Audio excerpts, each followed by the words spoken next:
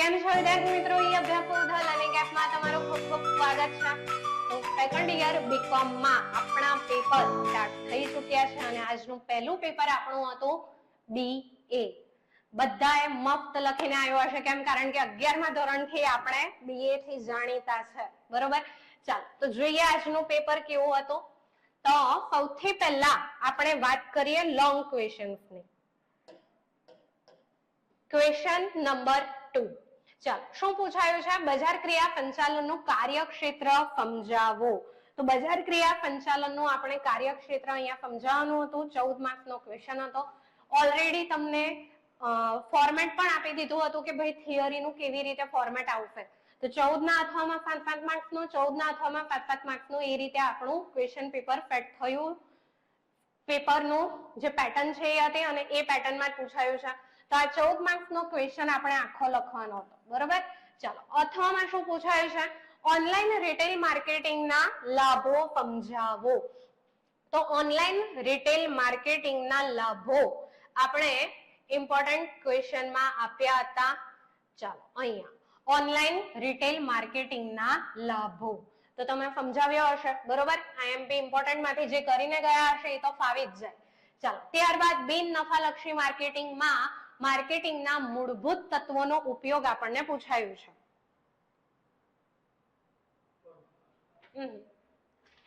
હા, ઉપર ક્વેશ્ચન 2 માં આપણે વાત કરીએ છીએ. તો આ થઈ ગયો.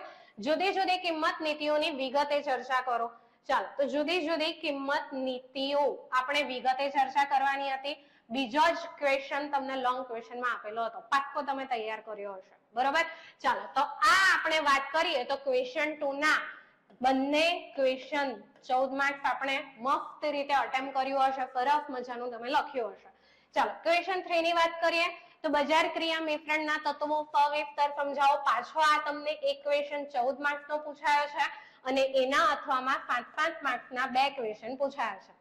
ચાલો, તો બજાર ક્રિયા મિશ્રણના તત્વોની વાત કરીએ આપણે. તો બજાર ક્રિયા મિશ્રણના તત્વોની ચર્ચા કરો આપણે ક્વેશ્ચન આપ્યો હતો. તો 14 માર્ક્સ કમ્પ્લીટ તમે અટેમ્પ્ટ કર્યું હશે. અથવામાં આપણને પૂછાયું છે બજાર વિભાજનના વપરાશી વસ્તુઓના આધારોની ચર્ચા કરો. એ આપણે સમજાવવાનો છે. અને બિન નફાલક્ષી માર્કેટિંગમાં માર્કેટિંગના મૂળભૂત તત્વોનો ઉપયોગ ચર્ચો. હવે આમાં થોડીક ભાષા બદલેલી છે. કેવી ભાષા? ગુજરાતીની જગ્યાએ ઇંગ્લિશમાં શબ્દ આપી દીધો છે. ચાલો, તો અહીં આપણે જોઈએ તો બિન નફાકારક સંસ્થા માટે બજાર ક્રિયા, જેને આપણે ઇંગ્લિશમાં કહીએ છીએ માર્કેટિંગ, બરોબર? એના મૂળભૂત સિદ્ધાંતોનો ઉપયોગ. એટલે આ ક્વેશ્ચન પણ તમને ઓલરેડી ઇમ્પોર્ટન્ટમાં આપી દીધો હતો, એ પણ તમે અટેમ્પ્ટ કર્યો હશે. પરંતુ અહીં આપણને 14 માર્ક્સનો આ તો આવડતો તો જ આખો જ, બરોબર? તો અહીં આપણે 14 માર્ક્સ પણ પાક્કા.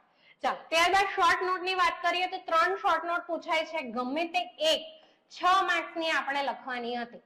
બજાર સંશોધનનું કાર્યક્ષેત્ર, તો બજાર સંશોધનનું કાર્યક્ષેત્ર આપણે જોઈએ એ તમને આપી દીધું છે. ત્યારબાદ આપણે જોઈએ બિન નફાકારક માર્કેટિંગનું કાર્યક્ષેત્ર. બિન નફાકારક માર્કેટિંગનું કાર્યક્ષેત્ર એ શોર્ટ નોટમાં આપી દીધું છે. પહેલી 3 શોર્ટ નોટમાં જ છે, બરોબર? ચાલો, ત્યારબાદ બજાર ક્રિયા અંકુશની પ્રક્રિયા. બજાર ક્રિયા અંકુશની પ્રક્રિયા પણ તમને આપી દીધો હતો. તો ગમે તે એક લખવાની હતી. તમારી પાસે 3 ઓપ્શન અવેલેબલ હતા. 3 માંથી તમને જે લખવી હોય તે, બરોબર? તો અહીં આપણા 6 માર્ક્સ પાક્કા. તો ઓલરેડી આપણું મોટા ભાગનું પેપર અટેમ્પ્ટ થઈ જ ગયું છે. શોર્ટ ક્વેશ્ચન ની વાત કરી લઈએ આપણે. તો બજાર ક્રિયા એટલે શું આપણે લખવાનું હતું. ત્યારબાદ બજાર ક્રિયા પર્યાવરણ એટલે શું. તો બજાર ક્રિયા પર્યાવરણ એટલે શું આપણે ઇમ્પોર્ટન્ટ ક્વેશ્ચનમાં શોર્ટ ક્વેશ્ચનમાં આપેલું છે બજાર ક્રિયા પર્યાવરણ. ત્યારબાદ બજાર માંગના પ્રકારો આપણે જણાવવાના હતા. ત્યારબાદ ગ્રાહક વર્તણૂક એટલે શું એ પણ શોર્ટ ક્વેશ્ચનમાં તમને આપેલું છે.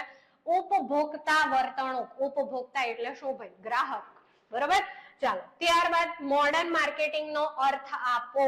પહેલો જ ક્વેશ્ચન છે, પાક્કો તમે લખ્યો હશે, બરોબર? મોડર્ન માર્કેટિંગ નો અર્થ આપો.